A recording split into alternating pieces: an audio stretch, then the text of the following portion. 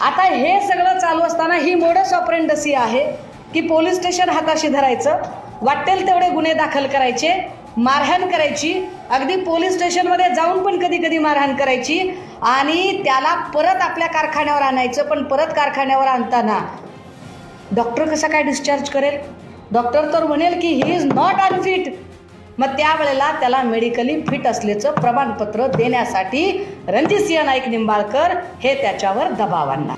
मला प्रचंड वाईट वाटतंय की ऊसतोड कामगारांच्या जीवावर राजकारण करणारे नेते सुद्धा याच्यावर काहीही बोलत नाहीत.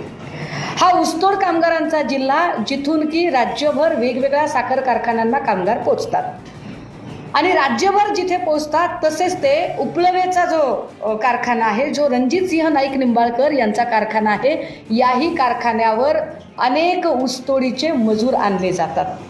विशेषतः बीडमधून काही मजूर जातात. बऱ्याचदा असं होतं की ऊसतोडीचा जो मुकादम आहे त्या मुकादमाकडून काही ठिकाणी पैसे आधी उचली दिल्या जातात आणि एखादा कोयतं म्हणजे जो ऊसतोड कामगार आहे, अर्ध कोयतं म्हणजे फक्त पुरुष, पूर्ण कोयतं पुरुष आणि स्त्री. तर कधी कधी असं होतं की या लोकांकडून उचल घेतलेली आहे, मात्र ही लोक निघून जातात किंवा ती कामावर थांबत नाहीत. अशा वेळेला त्यांच्याकडून वसुली करून घेण्याच्या अत्यंत आपल्याकडे काय म्हणता येईल अमानुष पद्धती आहेत. अत्यंत अमानुष पद्धतीने कारखानदार या उचली वसूल करून घेण्याचा प्रयत्न करतात. रणजितसिंह नाईक निंबाळकर यांनी आत्तापर्यंत अशा असंख्य लोकांना मेंटली टॉर्चर केलं, त्यांना उचलून आणलं, त्यांना शारीरिक मारहाण झाली, त्यांना इजा केल्या. मी पुन्हा हे नमूद करते की ऊसतोड कामगारांच्या जिल्ह्यामध्ये ज्यांनी ऊसतोड कामगारांच्या जीवावर आजवर आपलं राजकारण केलं, भाषणांमधून कोयते घासून ठेवा वगैरे भाषा केल्या, पण त्याच कोयतेकरी लोकांच्या सुरक्षेच्या बद्दल मात्र ते चकार शब्दाने बोलायला तयार नाहीत, कारण त्यांना त्यांच्या राजकीय पोळ्या भाजायच्या आहेत. पत्रकार परिषदेला माझ्यासोबत पुणे शहराचे शहर प्रमुख सन्मान्य गजाभाऊ थरकुडे आहेत, प्रसिद्धी प्रमुख अनंत घरतजी आहेत, माझ्या उजव्या बाजूला काही लोक आहेत, पण त्यांचं इंट्रोडक्शन मी आपल्याला थोड्या वेळाने करून देते. काल फलटणमध्ये माननीय मुख्यमंत्री देवेंद्र फडणवीस गेले आणि त्यावेळेला ते तिथे त्यांनी रणजितसिंह नाईक निंबाळकर यांना क्लीन चिट दिली. आम्हाला कळलं नाही की ही क्लीन चिट त्यांनी नेमकी कोणत्या आधारावर दिलेली आहे आणि त्यात त्यांनी असं म्हटलं की रणजितसिंह नाईक निंबाळकर जर दोषी असते तर मी त्यांना नक्कीच सोडलं नसतं. त्यांनी असं कित्येक लोकांना सोडलेलं आहे आणि त्याचे एपिसोड मी आजपासून सुरू करते.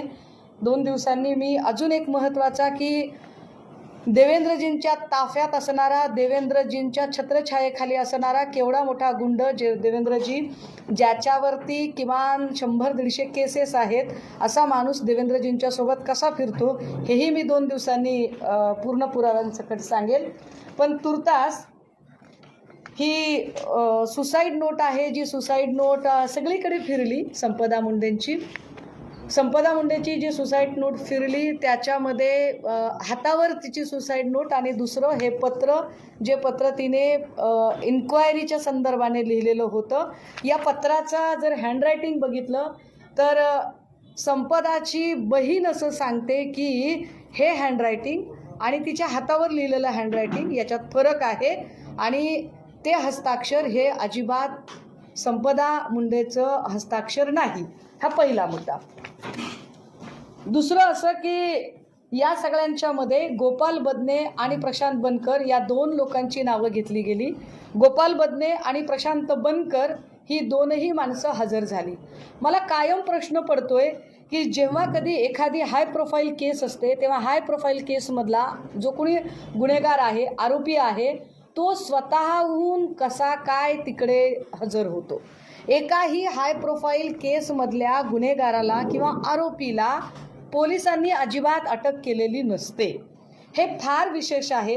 हे नोंदवावं लागेल पुन्हा पुन्हा की जेव्हा संतोष देशमुख खून खटला झाला तेव्हा त्याच्यामध्ये वाल्मिक कराड स्वतःहून हजर, प्रशांत कोरटकर अजिबात महाराष्ट्र पोलिसांनी त्याच्यावर कारवाई केलेली नाही.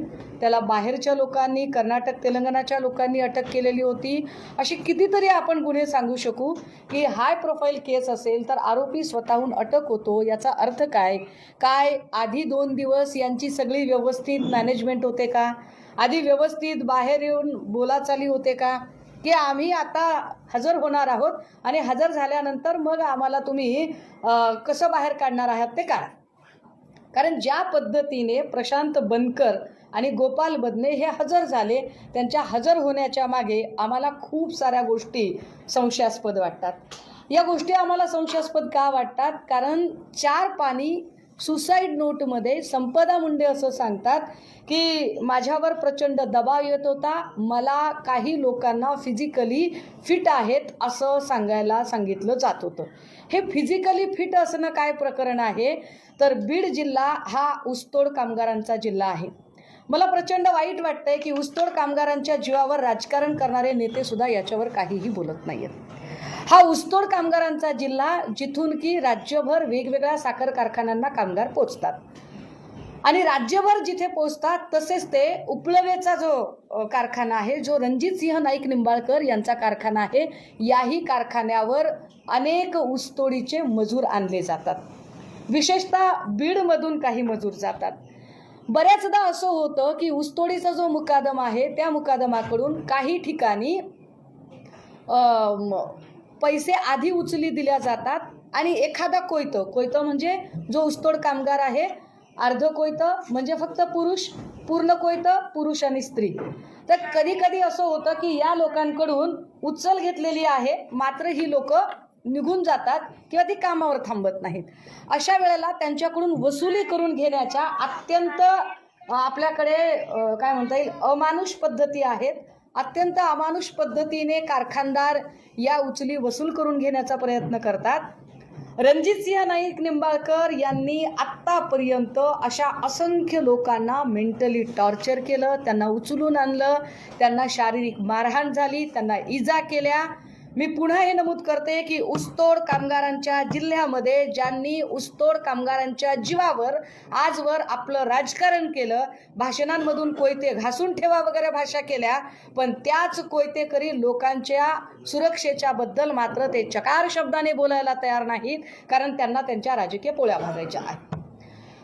ज्या रणजितसिंह नाईक निंबाळकरांनी हे कामगार उचलून आणायचे, त्यांना मारहाण करायची आणि त्यांच्यावर पोलीस कंप्लेंट दाखल करायची. मोडस ऑपरेंडसी काय आहे? त्याला उचलून आणायचा, त्याला बेदम मारहाण करायची, तो अगदी म्हणजे गलित गात्र झाला पाहिजे, तो मरायला टेकला पाहिजे आणि मग त्याला पोलीस स्टेशनमधून, म्हणजे पोलीस स्टेशनमध्ये तर गुन्हा नोंद होणारच आहे त्याच्यावर, पण त्याला दवाखान्यात न्यायचा, सरकारी दवाखान्यामध्ये न्यायचं आणि सरकारी दवाखान्यात जेव्हा डॉक्टर सांगतायत की अरे हा फिजिकली अनफिट आहे, तुम्ही याला अटक नाही करू शकत, त्यावेळेला त्याला फिजिकली फिट आहे हे सांगण्यासाठी त्याच्यावर जोर जबरदस्ती करायची. हे फिजिकली फिट ठरवणं किंवा अनफिट ठरवणं कोणाच्या हातात आहे? तर अर्थात तिथले वैद्यकीय अधिकारी. वैद्यकीय अधिकारी कोण आहे? संपदा मुंडे आहे.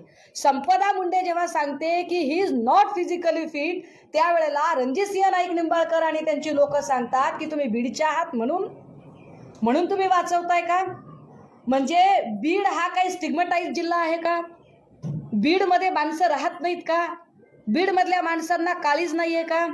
आणि जर बीडमधला माणसांना काळीज नसेल आणि बीड स्टिग्मटाइज असेल, बीडला जर तुम्ही डाग लावणार असाल आणि बीडचं पोलीस स्टेशन राजकीय लोक हाताळत आहेत तसं सांगत असाल, तर फलटणमधलं पोलीस स्टेशन कोण हाताळतं? फलटणमधल्या पोलीस स्टेशनला सतत गैरवापर करून कोण चुकीचे गुन्हे टाकतं? माझ्याकडे काही FIR आहेत. रणजितसिंह नाईक निंबाळकर जेव्हापासून भाजपमध्ये गेले, किती त्यांनी पोलीस कंप्लेंट केल्या? आपल्याला आश्चर्य वाटेल, 2022 पासून किती पोलीस कंप्लेंट कराव्यात पोलिसांना हाताशी धरून. रणजितसिंह नाईक निंबाळकर यांनी पोलिसांना हाताशी धरून किती पोलीस कंप्लेंट कराव्यात? 1, 2, 3, 5, 10, 25, 50, 75, 100, 125, 277 पोलीस कंप्लेंट केल्या. होय दादा, शॉकिंग आहे ना? 277 पोलीस कंप्लेंट रणजितसिंह नाईक निंबाळकर यांनी पोलिसांना हाताशी धरून केल्या आणि ज्याच्यामध्ये पोलिसांनी काय पद्धतीने लोकांना त्रास दिला, माझ्याकडे त्या प्रत्येकाची यादी आहे. माझ्याकडे याच्यातला ताई हे जरा कागदपत्र सॉर्ट करा. मी आपल्याला एक एक करून ज्याला ज्याला ह्या FIR पाहिजेत त्या सगळ्या FIR गोळा करण्यात माझा खरा तर वेळ गेला, मला झेरॉक्स काढण्यात वेळ गेला. किती FIR कराव्यात, काय FIR घ्यायच्यात त्या घ्या. तुम्हाला हा सगळ्या FIR रणजितसिंह नाईक निंबाळकरांकडून झाल्यात. सगळीकडे फिर्यादी उपलवेचा साखर कारखाना आहे, हा सगळा FIR आहे. घ्या. नाही नाही नाही, ह्या कामगारांवरच्या आहेत. बीडच्या लोकांना काय त्रास होतो, बीडच्या लोकांना काय पद्धतीने परेशान केलं जातं. फक्त माणूस बीडचा आहे म्हणून, ती डॉक्टरीन बीडची आहे म्हणून तिचा जीव घेतला तुम्ही. ह्या किती पोलीस कंप्लेंट आहेत, ह्या सगळ्या पोलीस कंप्लेंट FIR आहेत. या कंप्लेंट नाही, ह्या FIR आहेत. या सगळ्या FIR मी तुमच्यासाठी आणल्या आहेत. याच्या सगळ्या मी तुम्हाला सॉफ्ट कॉपी द्यायला तयार आहे. किती किती द्यायच्या. जीव घेता, जीव घेता एखाद्याचा आणि कुणाच्या जीवावर उड्या मारतात रणजितसिंह नाईक निंबाळकर, देवेंद्र फडणवीसांच्या. आणि देवेंद्र फडणवीस सांगणार की मी यांना क्लीन चिट देतोय. कोणत्या आधारावर क्लीन चिट दिली त्यांनी, काय त्यांनी या सगळ्या FIR बघितल्या का? अरे एका दिवशी 14 FIR दाखल झाल्यात.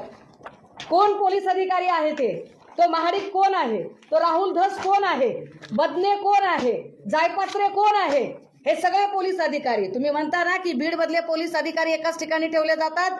फलटणमध्ये काय चाललंय, मला बीडशी काही घेणं देणं नाही, मला बीडच्या राज्यकर्त्यांशी पण काही घेणं देणं नाही. माझं स्पष्ट म्हणणं आहे की बीडच्या राज्यकर्त्यांनी सुद्धा ऊसतोड कामगार आणि त्यांच्या मतांचा गैरवापर केलेला आहे. त्यांनी त्यांच्या कल्याणाचा विचार केला नाही. पण यामुळे बीडमध्ये जो ऊसतोड कामगार आहे त्यांचा प्रश्न इथं ऐरणीवर आलाय की काय हलाकीचं आणि गुलामांचं जगणं ते जगत आहेत. अरे माणसं बॉयलरमध्ये उचलून टाकली राव, उचलला माणूस आणि बॉयलरमध्ये टाकून दिला, मरून गेला माणूस, त्याची दाद फिर्याद नाही काही.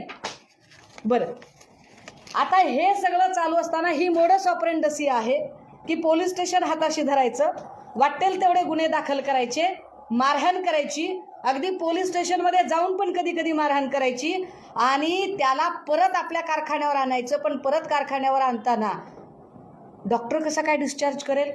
डॉक्टर तर म्हणेल की ही इज नॉट अनफिट. मग त्यावेळेला त्याला मेडिकली फिट असल्याचं प्रमाणपत्र देण्यासाठी रणजितसिंह नाईक निंबाळकर हे त्याच्यावर दबाव आणणार. पोलीस स्टेशन आणि या सगळ्यांची एक साठगाठ असते.